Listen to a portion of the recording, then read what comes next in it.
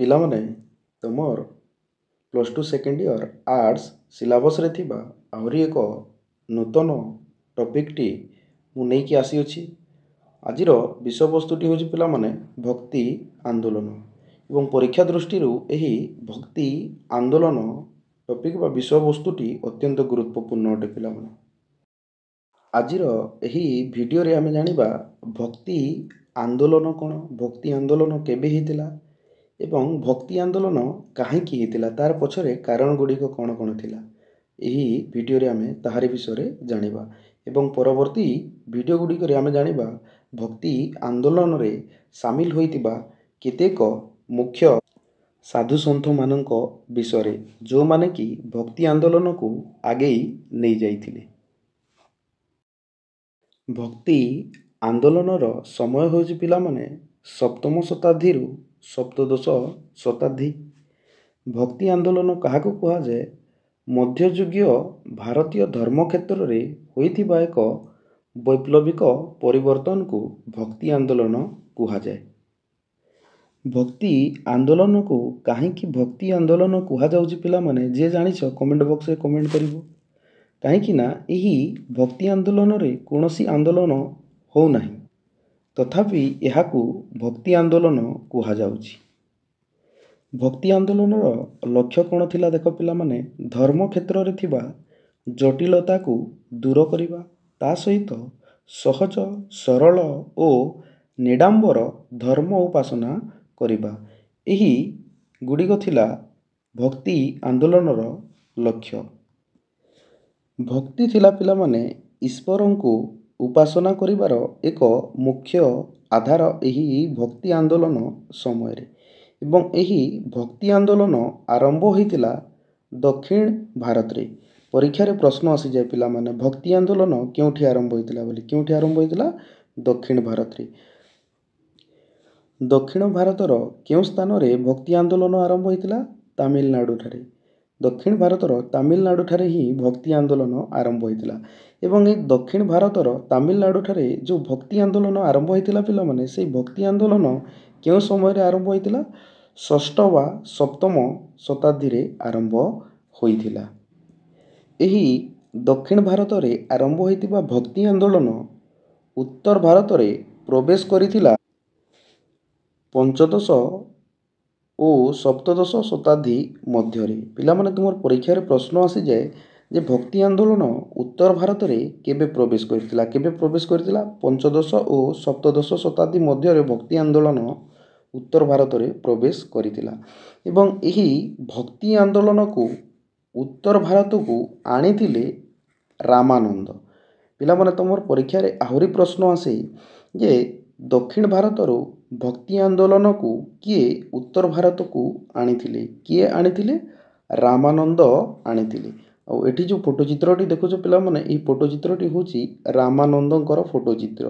ଇଏ ହେଉଛନ୍ତି ରାମାନନ୍ଦ, ଯିଏକି ଦକ୍ଷିଣ ଭାରତରୁ ଭକ୍ତି ଆନ୍ଦୋଳନକୁ ଉତ୍ତର ଭାରତକୁ ଆଣିଥିଲେ। ପିଲାମାନେ ଦକ୍ଷିଣ ଭାରତରେ ଭକ୍ତି ପରମ୍ପରା ଦୁଇ ପ୍ରକାର ଥିଲା, ଅଲଭାର ଓ ନାୟାନାର।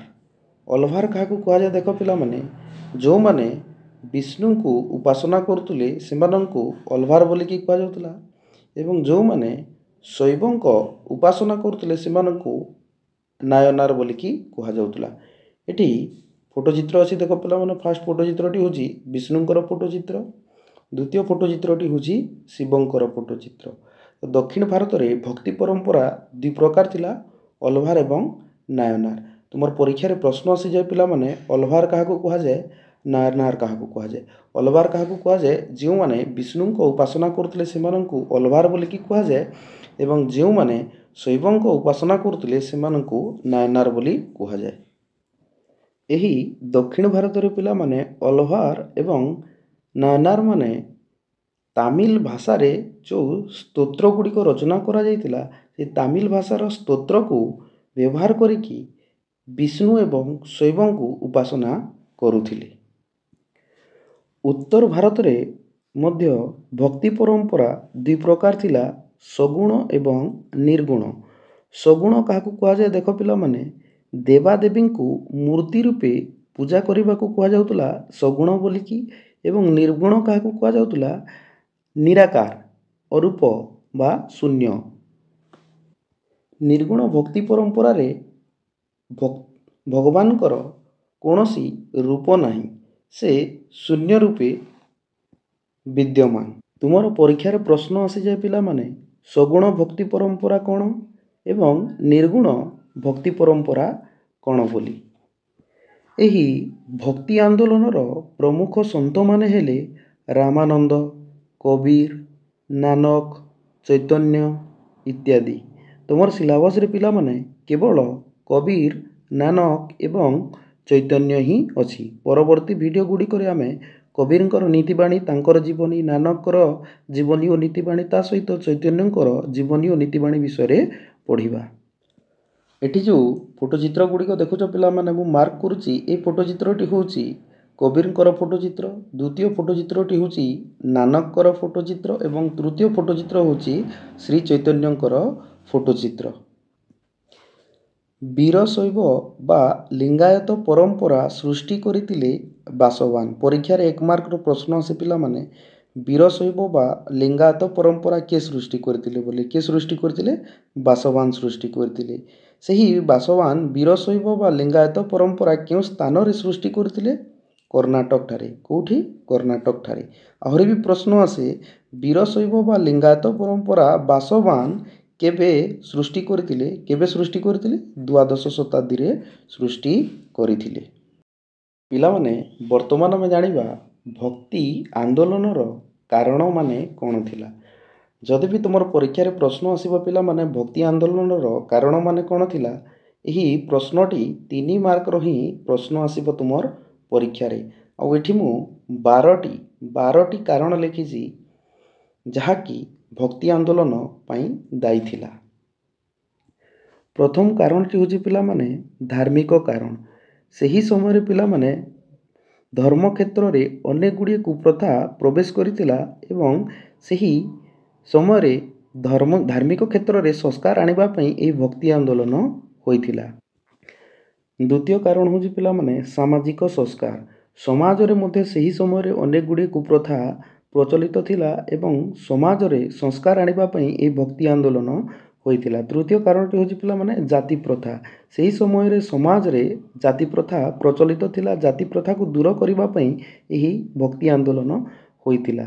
ନେକ୍ସଟ କାରଣ ହେଉଛି ଜଟିଳ ପୂଜା ପଦ୍ଧତି। ସେହି ସମୟରେ ଯେଉଁ ପୂଜା ପଦ୍ଧତି କରାଯାଉଥିଲା, ସେହି ପୂଜା ପଦ୍ଧତି ଗୁଡ଼ିକ ବହୁତ ବ୍ୟୟବହୁଳ ଥିଲା। ତାକୁ ଦୂର କରିବା ପାଇଁ ମଧ୍ୟ ଏହି ଭକ୍ତି ଆନ୍ଦୋଳନ ହୋଇଥିଲା।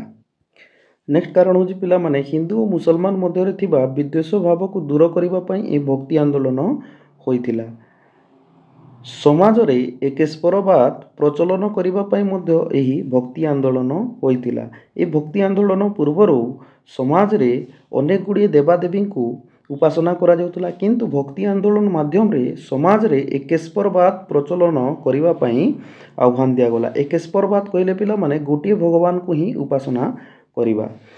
ନେକ୍ସଟ କାରଣଟି ଥିଲା ପିଲାମାନେ ଭ୍ରାତୃତ୍ୱ ଭାବ ତିଆରି କରିବା। ସେହି ସମୟରେ ସମାଜରେ ଯାହା ବି ଲୋକମାନେ ଥିଲେ ସେମାନଙ୍କ ମନରେ ଭ୍ରାତୃତ୍ୱ ଭାବ ତିଆରି କରିବା ପାଇଁ ଭକ୍ତି ଆନ୍ଦୋଳନ ହୋଇଥିଲା। ସମାଜରେ ସମାନତା ତିଆରି ପାଇଁ ମଧ୍ୟ ଏହି ଭକ୍ତି ଆନ୍ଦୋଳନ ହୋଇଥିଲା, କାହିଁକି ନା ସେହି ସମୟରେ ସମାଜରେ ସମାନତା ନଥିଲା। ତା ସହିତ ପିଲାମାନେ ସାଂସ୍କୃତିକ ଉନ୍ନତି ପାଇଁ ମଧ୍ୟ ଏହି ଭକ୍ତି ଆନ୍ଦୋଳନଟି ହୋଇଥିଲା। ନେକ୍ସଟ କାରଣଟି ହେଉଛି ପିଲାମାନେ ହିନ୍ଦୁ ଓ ମୁସଲମାନ ସଂସ୍କୃତିର ମିଳନ ପାଇଁ ମଧ୍ୟ ଏହି ଭକ୍ତି ଆନ୍ଦୋଳନ ହୋଇଥିଲା। ତା ସହିତ ସେହି ସମୟରେ ଅନେକ ଗୁଡ଼ିଏ ଧର୍ମ ଭାରତୀୟ ସମାଜରେ ପ୍ରଚଳନ ଥିଲା, ଯେମିତି ହିନ୍ଦୁ ଧର୍ମ ହେଲା, ମୁସଲିମ ଧର୍ମ ହେଲା, ତା ସହିତ ତୁମର ହେଲା ଜୈନ ଧର୍ମ, ବୌଦ୍ଧ ଧର୍ମ। ଏହି ସମସ୍ତ ଧର୍ମକୁ ସମ୍ମାନ ପ୍ରଦର୍ଶନ କରିବା ପାଇଁ ମଧ୍ୟ ଏହି ଭକ୍ତି ଆନ୍ଦୋଳନ ହୋଇଥିଲା। ଆଉ ଶେଷ କାରଣଟି ହେଉଛି ପିଲାମାନେ ହିନ୍ଦୁ ଓ ମୁସଲମାନ ମଧ୍ୟରେ ଥିବା ସମନ୍ୱୟ ପ୍ରତିଷ୍ଠା କରିବା ପାଇଁ ମଧ୍ୟ ଏହି ଭକ୍ତି ଆନ୍ଦୋଳନ ହୋଇଥିଲା। ପିଲାମାନେ, ଆଜିର ଏହି ଭିଡ଼ିଓରେ ଆମେ ଜାଣିଲେ ଭକ୍ତି ଆନ୍ଦୋଳନ କାହାକୁ କୁହାଯାଏ, ଭକ୍ତି ଆନ୍ଦୋଳନ କେବେ ଆରମ୍ଭ ହୋଇଥିଲା, ଭକ୍ତି ଆନ୍ଦୋଳନ ପ୍ରଥମେ କେଉଁ ସ୍ଥାନରେ ଆରମ୍ଭ ହୋଇଥିଲା, ତା ସହିତ ଭକ୍ତି ଆନ୍ଦୋଳନ ହେବା ପଛରେ କେଉଁ କାରଣ ଗୁଡ଼ିକ ଦାୟୀ ଥିଲା। ପିଲାମାନେ, ଏହି ଭକ୍ତି ଆନ୍ଦୋଳନରୁ ଅନେକ ଗୁଡ଼ିଏ 1 ମାର୍କର ପ୍ରଶ୍ନ ତୁମର ପରୀକ୍ଷାରେ ପଡ଼ିଥାଏ। ତା ସହିତ ପିଲାମାନେ ତୁମର ପରୀକ୍ଷାରେ 3 ମାର୍କର ବି ଏହି ଭକ୍ତି ଆନ୍ଦୋଳନରୁ ପ୍ରଶ୍ନ ଆସିଥାଏ। ତ ପିଲାମାନେ ଯେମିତି ହେଲେ ପିଲାମାନେ ଏହି ଭିଡ଼ିଓଟିକୁ 2ରୁ 3 ଥର ଦେଖିକି ବୁଝିବାକୁ ଚେଷ୍ଟା କରିବ ପିଲାମାନେ। ଆଉ ଯଦି ବି କିଛି ପ୍ରୋବ୍ଲେମ୍ ହେବ ପିଲାମାନେ ତୁମେ କମେଣ୍ଟ ବକ୍ସରେ କମେଣ୍ଟ କରିବ।